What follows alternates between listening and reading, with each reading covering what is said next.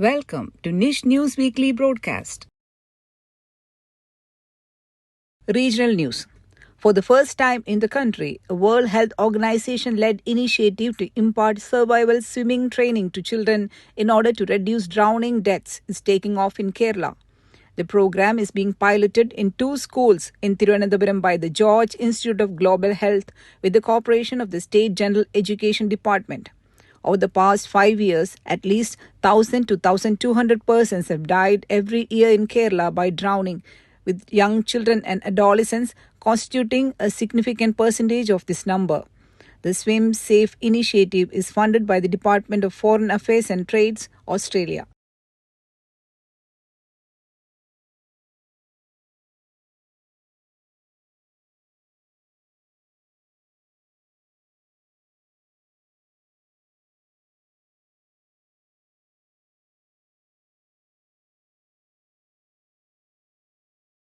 The number 1 Kerala Air Squadron of the National Cadet Corps, NCC, successfully organized a scuba diving adventure camp for NCC cadets under the auspices of the NCC Thiruvananthapuram Group and the Kerala and Lakshadweep Directorate.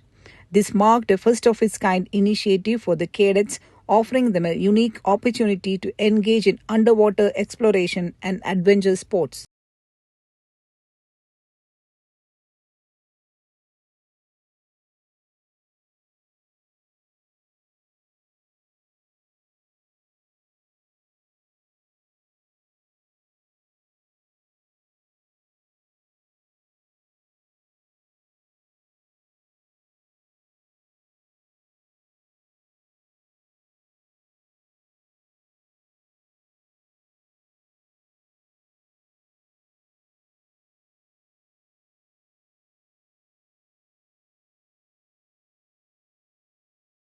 The Handlooms and Textiles Directorate under the Industries Department is set to implement an artificial intelligence AI-based rebate management system as well as develop a mobile application for effective mapping of weavers and products.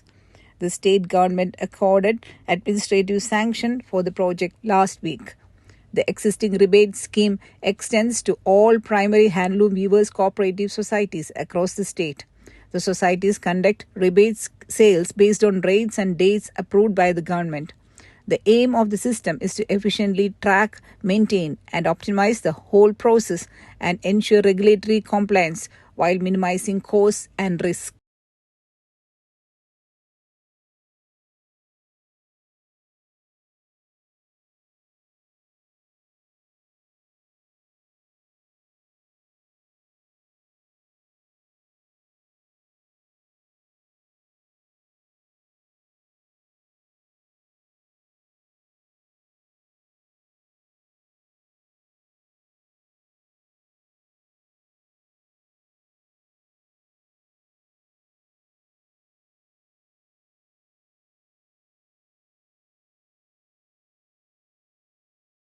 Over to national news. Uttarakhand Chief Minister Pushkar Singh Dhami on January 27, 2025 officially rolled out the Uniform Civil Code UCC for all residents of the state except the scheduled tribes and natives who have migrated out of the state. With this, Uttarakhand has become the first Indian state to implement the UCC post-independence.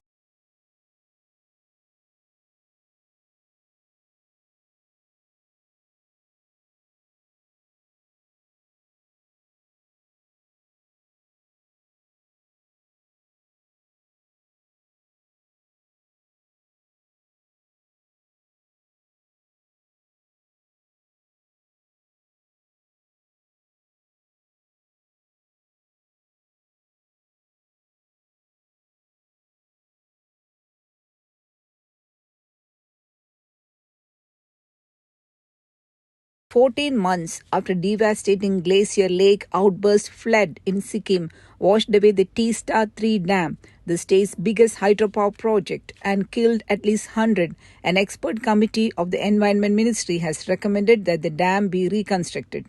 Instead of the older structure that is part rock and part concrete, the new dam will be entirely concrete, reportedly to increase its strength, and it will have thrice the capacity of the former dam, which was 7,000 cumecs.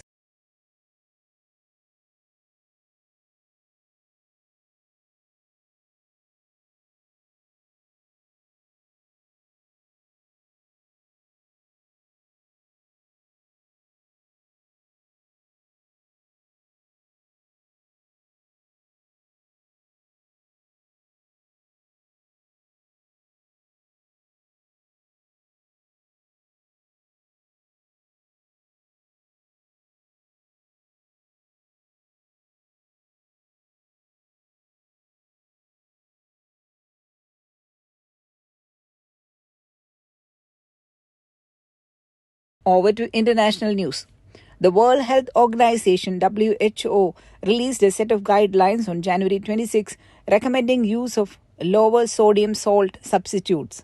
While the international body had already strongly recommended reducing sodium intake to less than 2 grams per day, it has proposed a set of guidelines to replace regular table salt with lower sodium salt substitutes that contain potassium.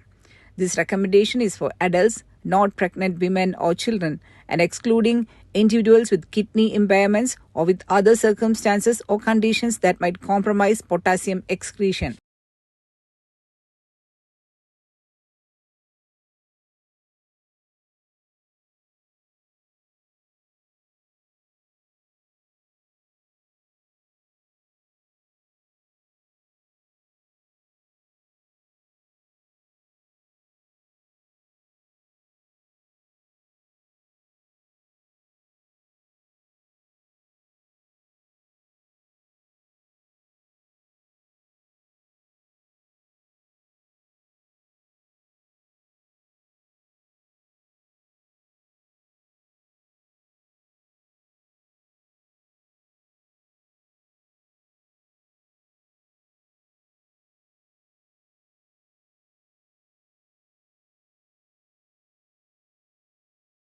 Three months after negotiating an end to the military standoff at the Line of Actual Control, LAC, India and China agreed to concrete measures to resume direct flights, visas, a number of exchanges, and the Manasarovar Yatra for pilgrims this summer.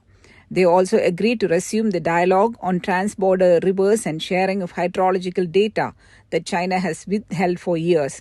Both sides committed to marking the 75th year of establishment of ties with a number of celebratory events this year, as Chinese Foreign Minister Wang Yi called for an end to mutual suspicion and estrangement between the two countries.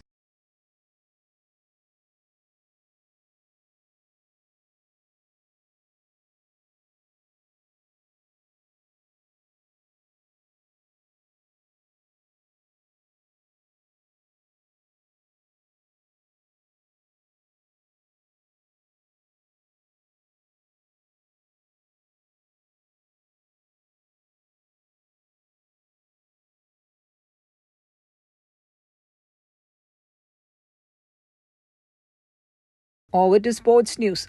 Priti Shekhar repeated his performance of winning the Australian Open Deaf Tennis Championship as he beat Oliver Grave of France 6-3, 6-1 in the final at the Melbourne Park on January 26.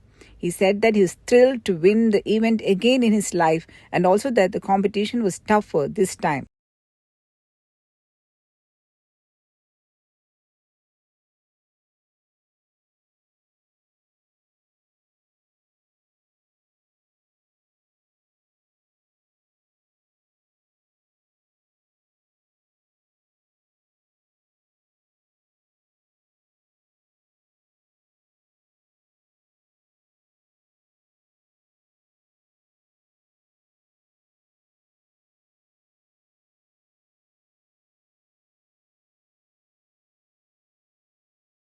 With this news, we come to the end of the NISH News Weekly broadcast. I'm Lijo Reggie, Assistant ISL Teacher at NISH, signing the news for you along with Ms. Sylvie Maximena, NISH faculty. See you again next week. Thank you.